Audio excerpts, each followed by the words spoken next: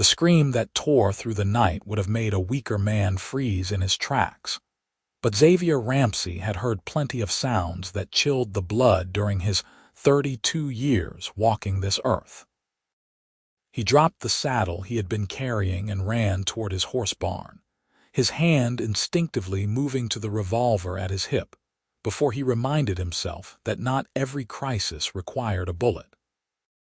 The February wind of 1878 cut through his shirt as he crossed the yard of his small ranch outside Ruby City, Idaho, and when he burst through the barn doors, the lantern light from inside revealed something he had never expected to find among the hay and horses.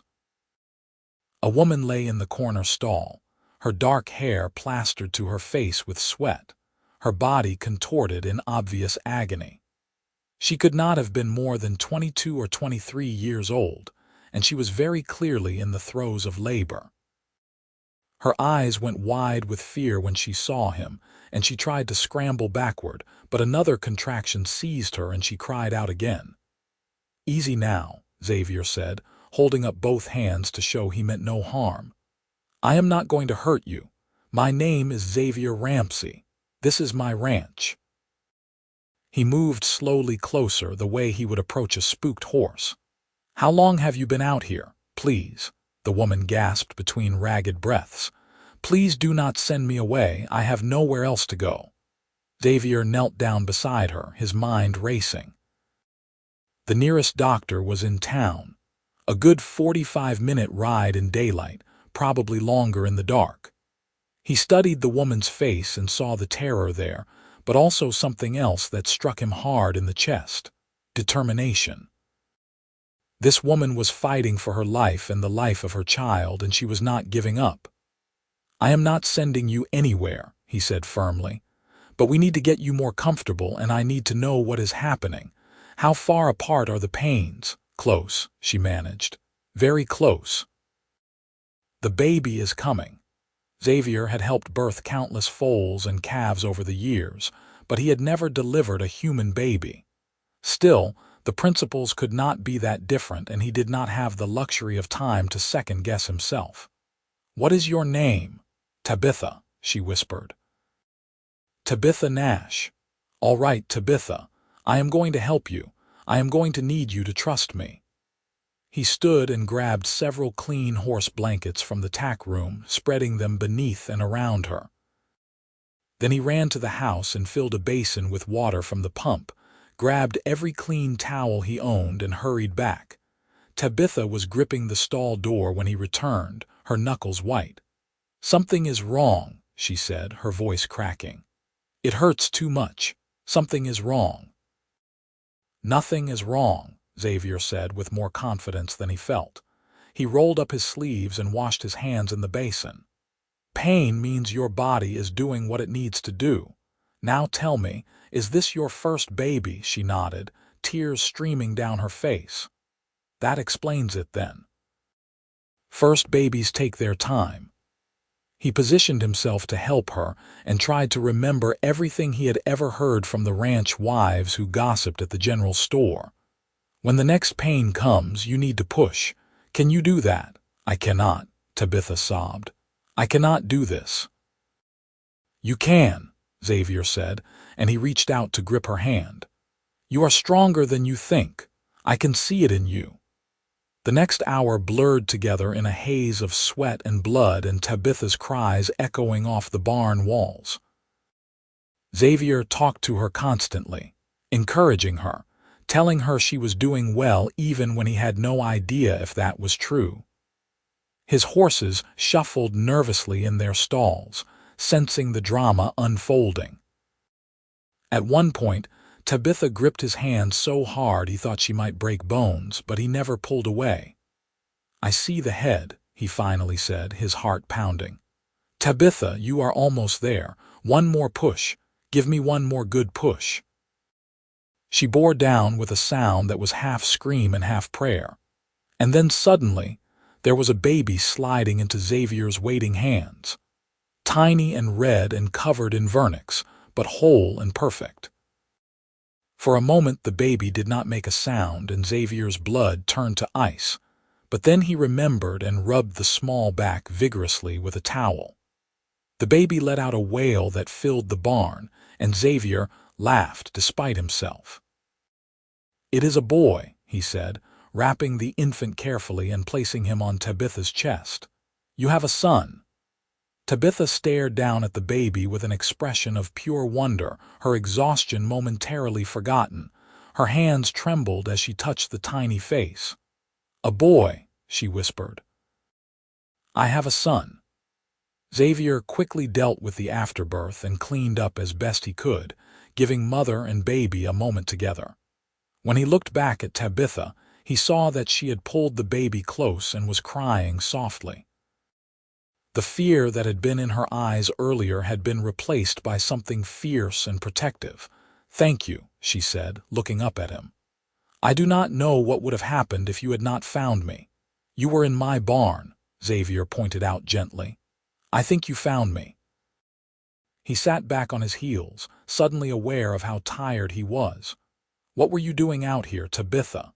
Where is your husband?" The shudders came down over her face immediately, and Xavier knew he had pushed too far too fast. "I am sorry," he said quickly. "That is none of my business." "You do not have to answer."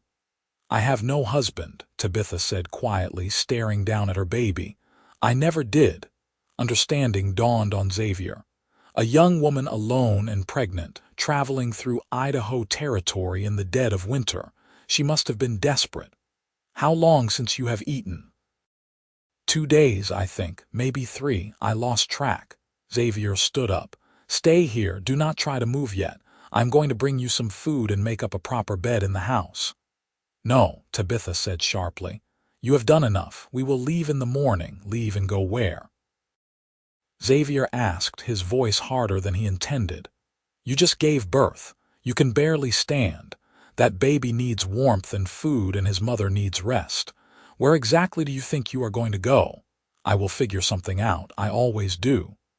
"Well, you are not figuring anything out tonight." Xavier grabbed another blanket and draped it over her shoulders. "You are staying right here until you are strong enough to travel, and that is going to be weeks, not days. I have a spare bedroom in the house. It is not much, but it is warm and dry. I cannot impose like that." "You do not even know me." Xavier looked at her, really looked at her, and saw the pride underneath the fear. This woman had been through hell, but she had not let it break her. "Maybe not," he said, "but I know you well enough. You fought your way through something that would have killed a weaker person. You are brave and strong, and right now you need help. There is no shame in accepting it." Tabitha's lip trembled, and for a moment Xavier thought she would cry again. Instead, she nodded once sharply. "Just until I can get back on my feet." "Just until then," Xavier agreed, though something in his chest whispered that this was a promise neither of them would keep. He carried her to the house an hour later, after she had rested and the bleeding had slowed. The baby was wrapped snugly in clean towels and nestled in her arms. Xavier had improvised a basket lined with soft flannel for the infant to sleep in. His spare bedroom was small but clean, and he had built up a fire in the little stove to ward off the February chill. Tabitha sank onto the bed with a sigh of relief, and Xavier set the basket on the table beside her. "I will bring you some stew," he said. "And I have some milk from my cow. The baby will need to nurse, but the milk might help your strength." "You have thought of everything," Tabitha said softly. "I have been ranching for a long time. You learn to plan ahead." He paused in the doorway. "Get some rest. We can talk more tomorrow." But sleep did not come easily for Xavier that night. He lay in his own bed on the other side of the thin wall and listened to the sounds of Tabitha moving around, the baby fussing and then settling. He had lived alone on this ranch for 8 years, ever since his parents had passed from fever and left him their land. He had grown used to the silence, even found comfort in it. But tonight the house felt different, full, alive. He thought about Tabitha's face when she had looked down at her son, the way her whole being had transformed in that moment. He thought about the strength in her grip when she had held his hand. And he thought about how desperately she had tried to maintain her pride even when she had nothing left. Xavier had not expected to feel anything for a stranger who appeared in his barn, but something had shifted in him during those intense hours of helping her bring life into the world. Some connection had been forged that he did not fully understand. Morning came cold and bright, with frost coating the windows. Xavier rose early as always and went to tend his horses and the other animals. When he came back inside to make breakfast, he found Tabitha standing at the kitchen window, the baby in her arms. She had put on one of the clean nightshirts he had left for her, and her dark hair hung loose down her back. "You should be resting," he said. "I have been resting all night." She turned to look at him, and Xavier was struck again by how young she was. In daylight he could see the freckles across her nose, the way her eyes were more green than brown. "I wanted to thank you properly. What you did last night. Most men would have turned me away. I am not most men." Xavier moved to the stove and began preparing coffee and eggs. "How is the baby this morning?" "He is perfect." Tabitha's face softened as she looked down at the infant. "I still cannot quite believe he is real, that he is mine." "Have you thought of a name, Samuel?" she said without hesitation. "After my father. That is a good name, Strong." Xavier poured coffee into 2 tin cups and handed her one. "Tabitha, I meant what I said last night. You can stay here as long as you need to, but I would like to know what you are running from." She stiffened. "What makes you think I am running from anything?" "Because women do not give birth in strange barns unless they are desperate. Because you have nothing with you, not even a bag of clothes. Because you looked terrified when I first found you."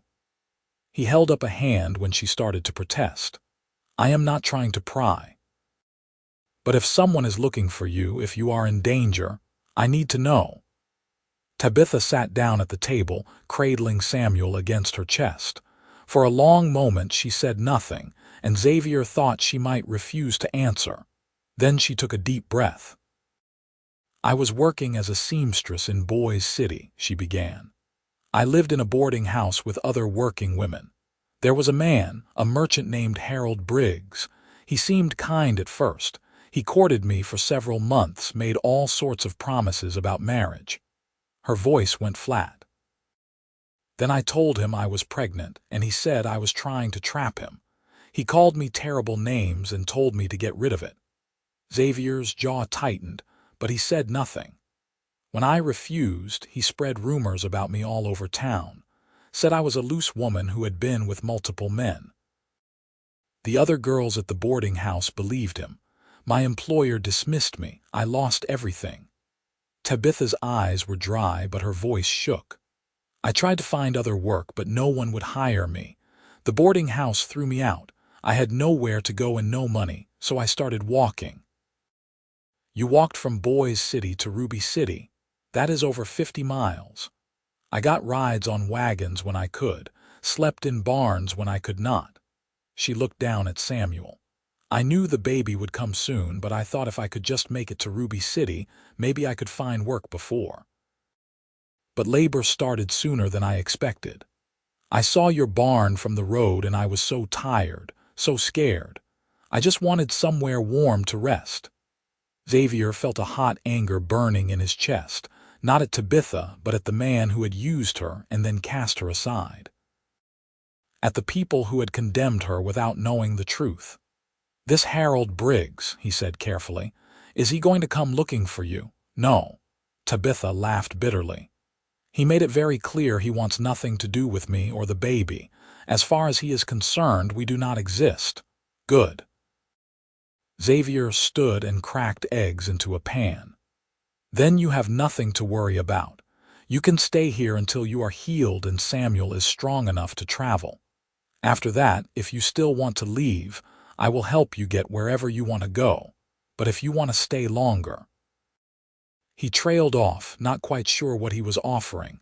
"Why are you being so kind to me?" Tabitha asked.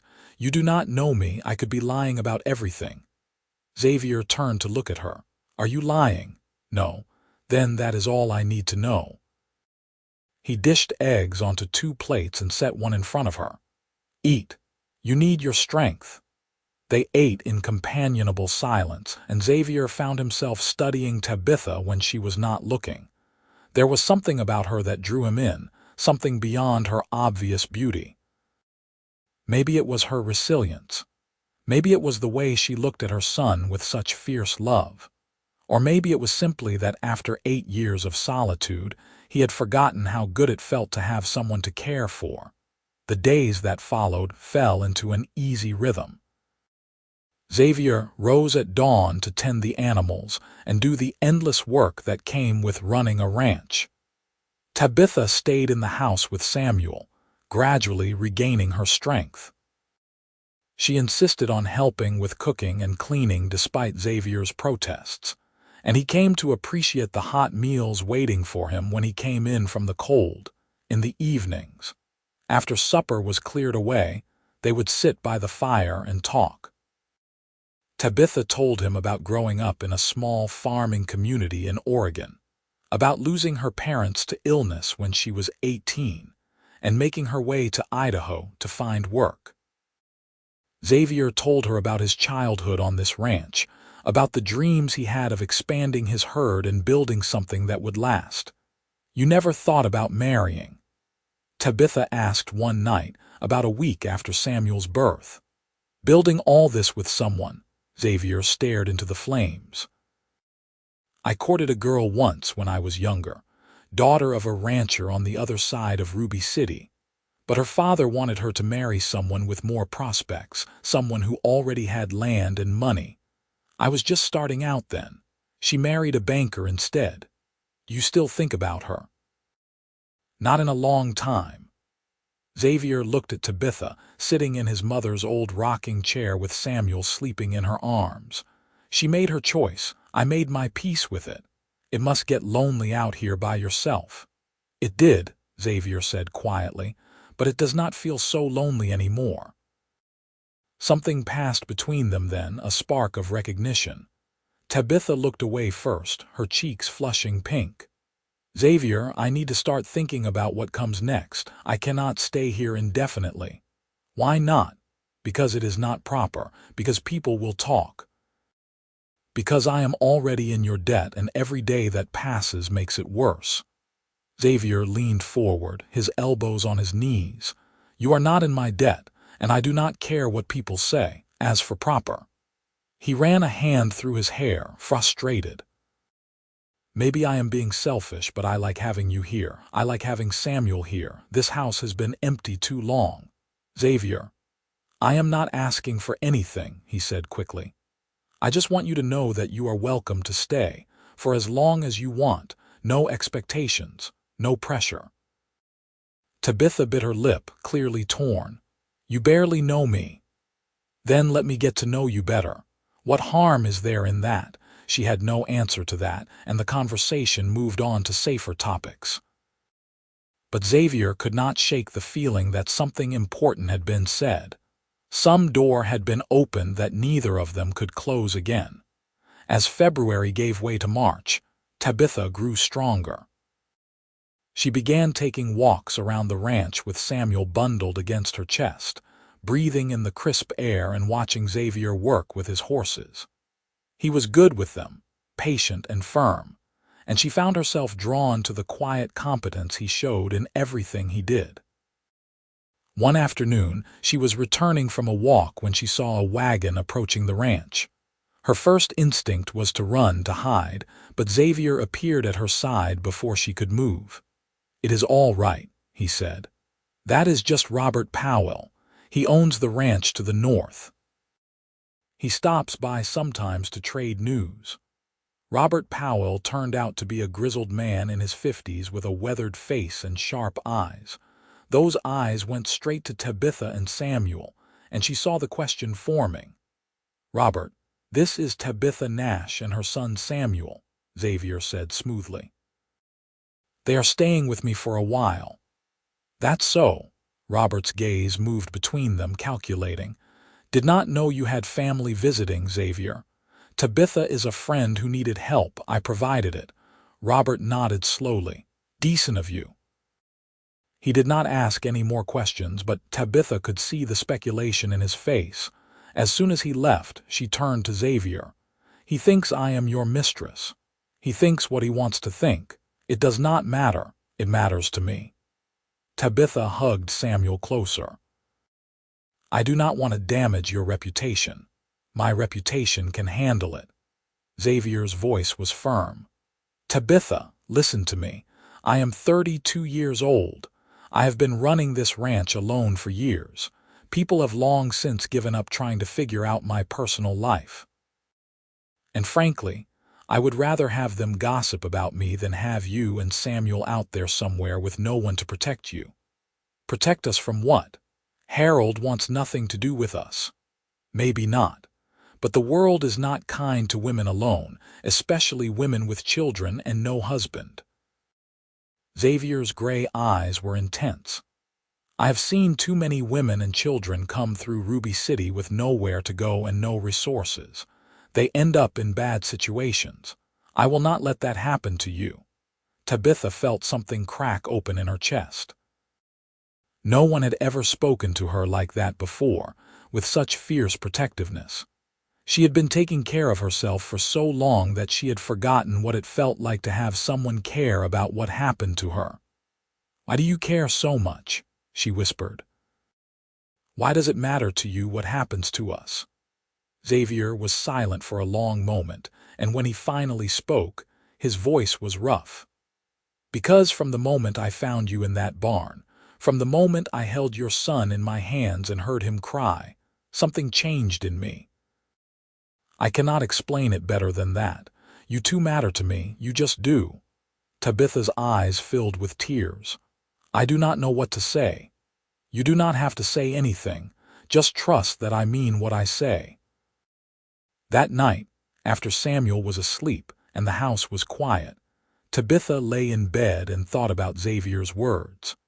She had been so focused on survival for so long that she had not allowed herself to think about the future, about what she might want beyond just staying alive. But now, in the safety of Xavier's home, possibilities were beginning to unfold in her mind. She thought about the way Xavier looked at her when he thought she was not watching. She thought about the gentleness in his hands when he held Samuel, the way he had started leaving little wooden toys he carved by the fire for the baby. She thought about his laugh and his steady presence, and the way he made her feel safe for the first time in months. And she admitted to herself what she had been trying to deny for weeks. She was falling in love with Xavier Ramsey. The realization terrified her. She had trusted a man before and been betrayed so thoroughly that she had lost everything. How could she trust again? How could she risk her heart when she had so little left to lose? But Xavier was nothing like Harold. Harold had been all charm and empty promises, saying whatever he thought she wanted to hear. Xavier was quiet and honest. He did not make grand declarations. He simply showed up every day and did what needed to be done. He had delivered her baby without hesitation. He had opened his home without question. He asked for nothing in return. Spring arrived slowly in Idaho, the snow melting to reveal brown earth that would soon turn green. Tabitha had been at the ranch for 6 weeks, and Samuel was thriving. He had grown bigger and more alert, his eyes tracking movement and his little hands reaching for everything he could touch.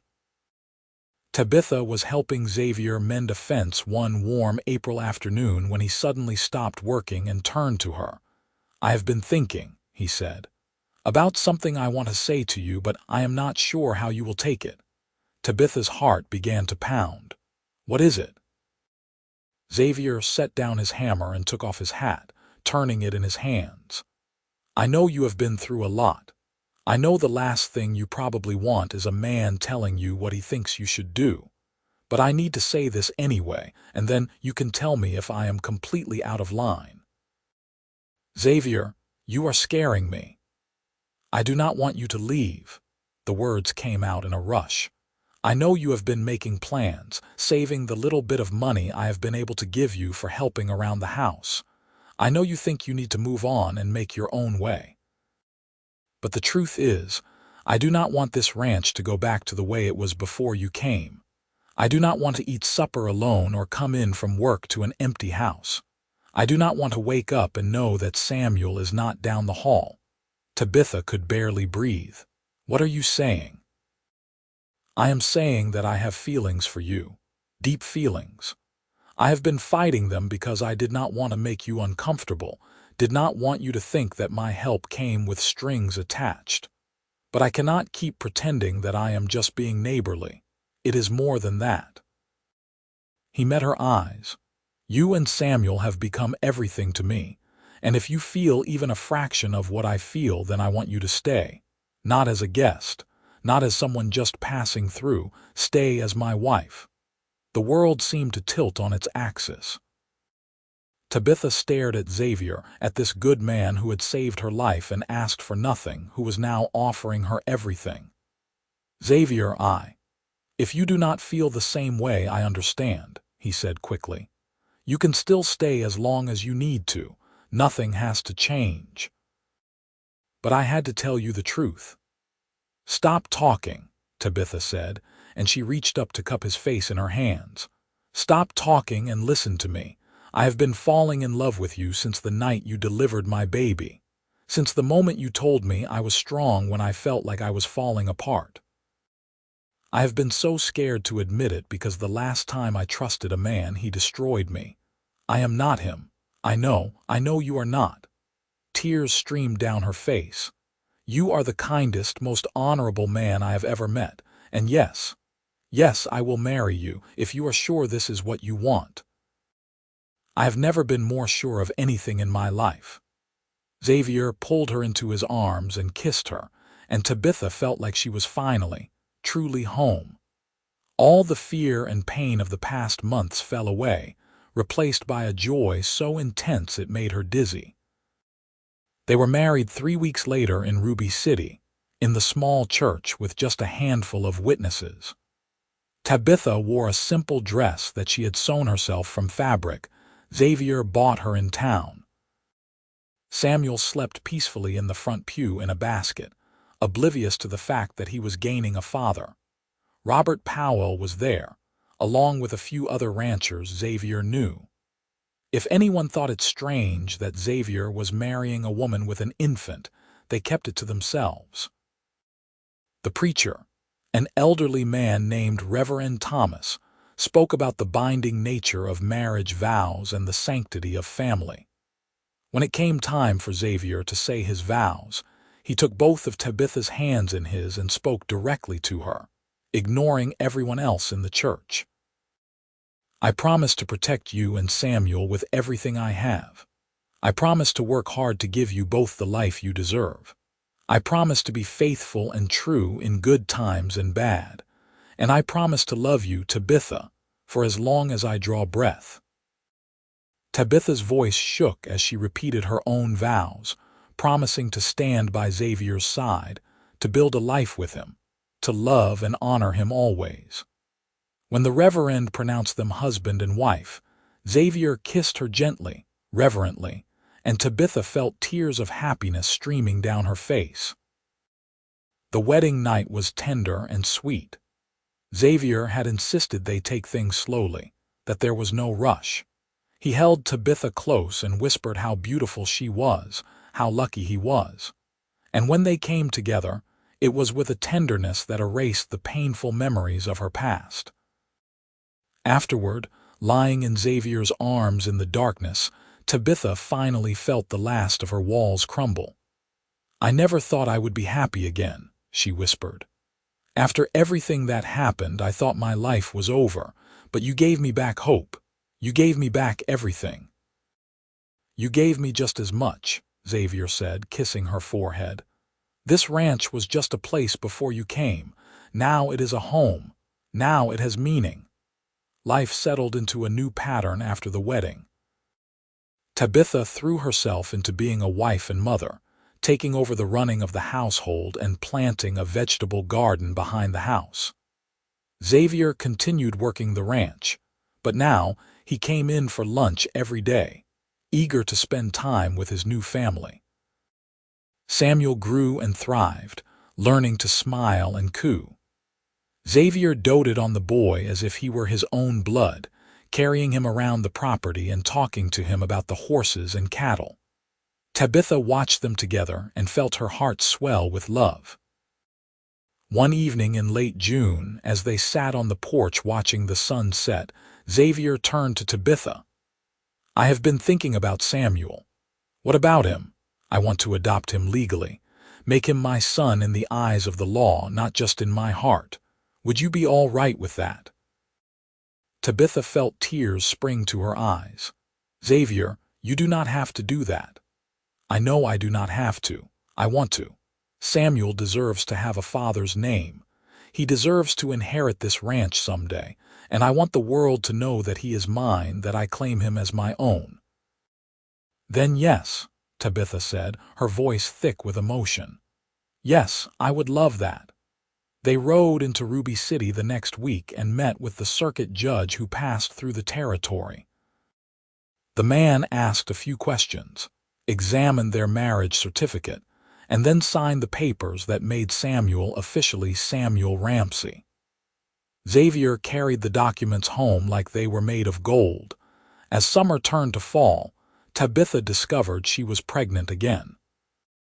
She was nervous about telling Xavier at first, worried that he might feel overwhelmed by another child so soon.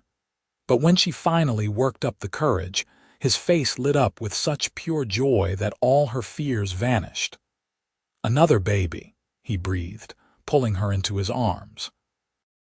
"Tabitha, that is wonderful news. You are not worried about the expense, about the work. We will manage. We always do." He placed his hand on her still flat stomach. "I cannot wait to meet this little one, and Samuel will have a brother or sister to grow up with." The pregnancy was easier than her first, probably because Tabitha was not terrified and alone. She had Xavier by her side, and she had a real home. When her time came in early March of 1879, exactly 1 year after Samuel's birth, Xavier delivered their daughter with the same steady competence he had shown with Samuel. The baby girl was born squalling and healthy, with a shock of dark hair and Xavier's gray eyes. They named her Alina after Xavier's mother. "She is perfect," Xavier said, holding his daughter for the first time. "She is absolutely perfect." Tabitha watched him with Alina and felt a contentment so deep it was almost painful. This was what family was supposed to be. This was what love looked like. Not empty promises and betrayal, but steady devotion and shared joy. The years that followed were good ones. The ranch prospered as Xavier worked hard to expand his herd and improve his land.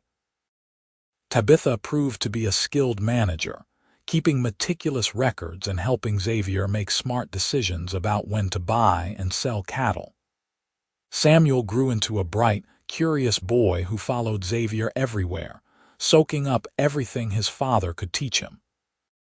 Alina was a fearless child, climbing everything she could reach and refusing to be left behind when her father and brother went out to work. In the fall of 1881, Tabitha gave birth to another son, whom they named Benjamin. And 2 years after that, another daughter arrived, whom they called Margaret. The little house that had once been so quiet now rang with the sounds of children laughing and playing. Xavier added rooms to accommodate their growing family, working late into the night to build beds and shelves and everything else 4 children required. One evening, when the children were finally in bed and the house was quiet, Xavier and Tabitha sat together on the porch as they had done countless times before. It was spring again, the air sweet with the smell of new grass and blossoms. "You ever think about that night?" Tabitha asked. "The night you found me in the barn, all the time," Xavier admitted. I think about how close I came to not checking the barn that night. I almost went straight to bed. I almost missed you. But you did not. No, I did not. He pulled her closer. And it changed everything. You changed everything. Tabitha rested her head on his shoulder, looking out at the land they had built their life on. Sometimes I wonder what would have happened if Harold had married me like he promised, if things had gone differently. Do you wish they had? Not for a single second. She turned to look at Xavier.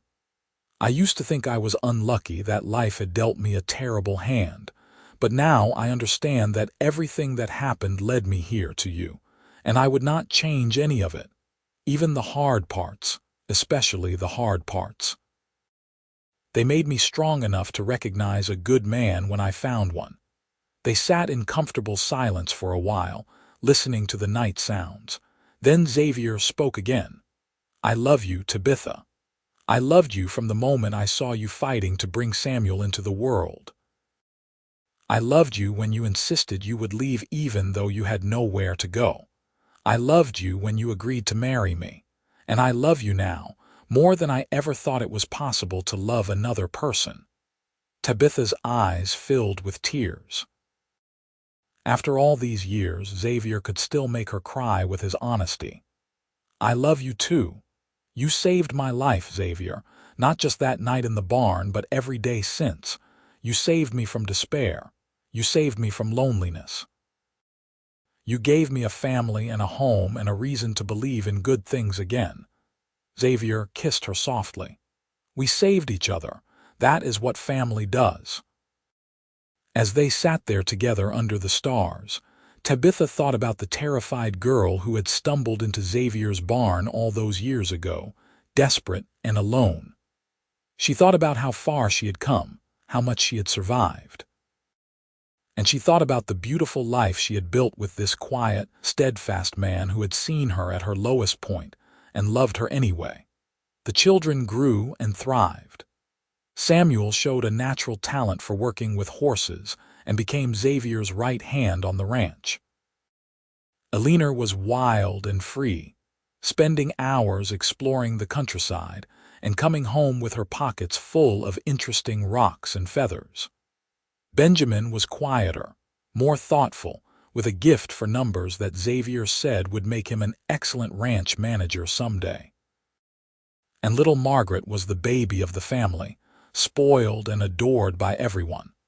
The ranch grew too, expanding to nearly 500 acres.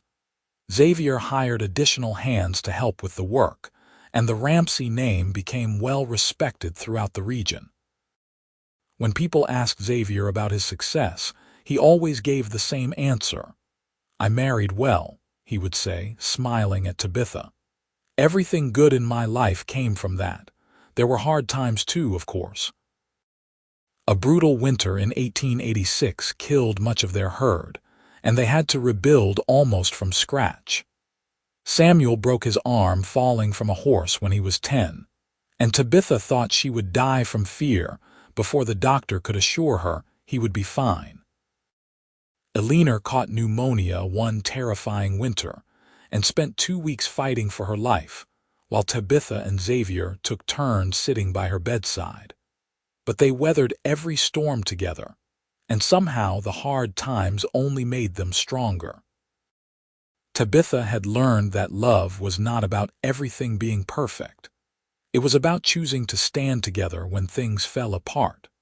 It was about Xavier holding her while she cried over their dead cattle, and her holding him when his father's old horse finally passed from old age. It was about building something solid enough to withstand whatever life threw at you.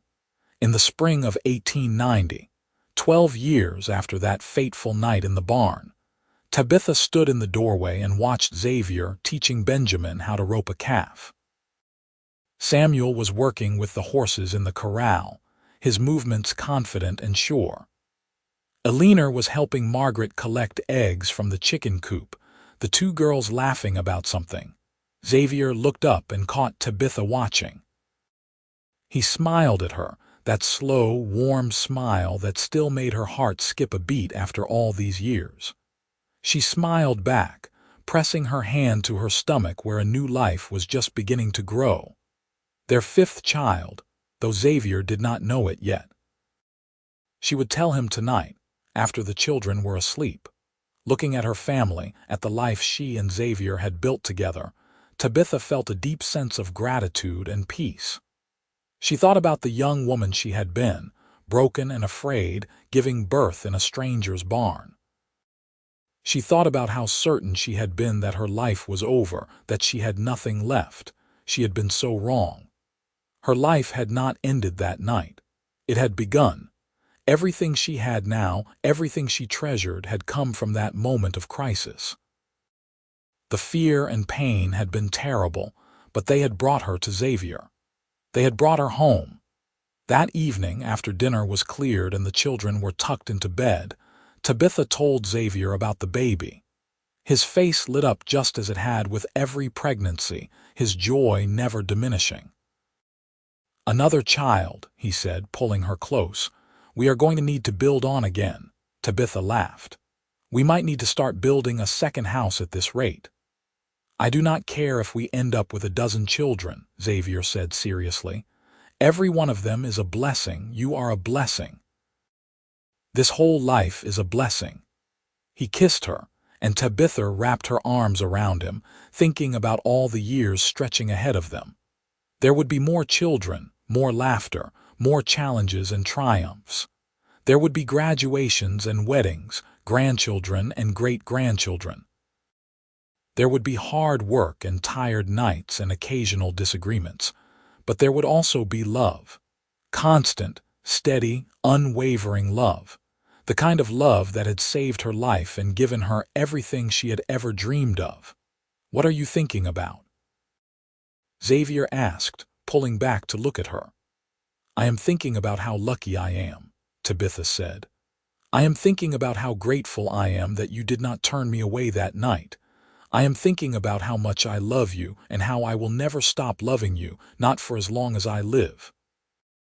Xavier's eyes were suspiciously bright. "I am the lucky one. I was just going through the motions before you came. I thought I was content, but I had no idea what I was missing. You gave me a purpose, Tabitha. You gave me a reason to build something that matters." They stood there holding each other as the last light faded from the sky. Two people who had found each other in the most unlikely way and built something beautiful together. A life full of love and laughter, hard work and shared dreams. Years later, when their children were grown and starting families of their own, Samuel would ask his mother to tell him the story of the night he was born. Tabitha would sit in her rocking chair, her hair now streaked with gray, and tell him about the terrified young woman who stumbled into a barn, about the cowboy who refused to turn her away. "Your father saved us," she would always say, "but we saved him too. That is what love does. It saves us all." And Samuel would nod, understanding on a deeper level than he had as a child. He had seen the love between his parents his whole life, seen the way they looked at each other even after decades of marriage. He had seen his father hold his mother through the death of her sister, seen his mother nurse his father through a broken leg that took months to heal. He had seen them weather drought and prosperity, sickness and health, always together, always strong. That kind of love was rare, Samuel knew. It was precious and hard-won. And it all started in a horse barn on a cold February night when a cowboy found a woman giving birth and decided to help her instead of turning away. The baby he delivered became his son. The woman became his wife. And together, they built a legacy that would last for generations. Xavier Ramsey passed away peacefully in his sleep in the summer of 1915 at the age of 69, with Tabitha holding his hand. He had lived to see all 5 of his children grown and settled, to hold 17 grandchildren.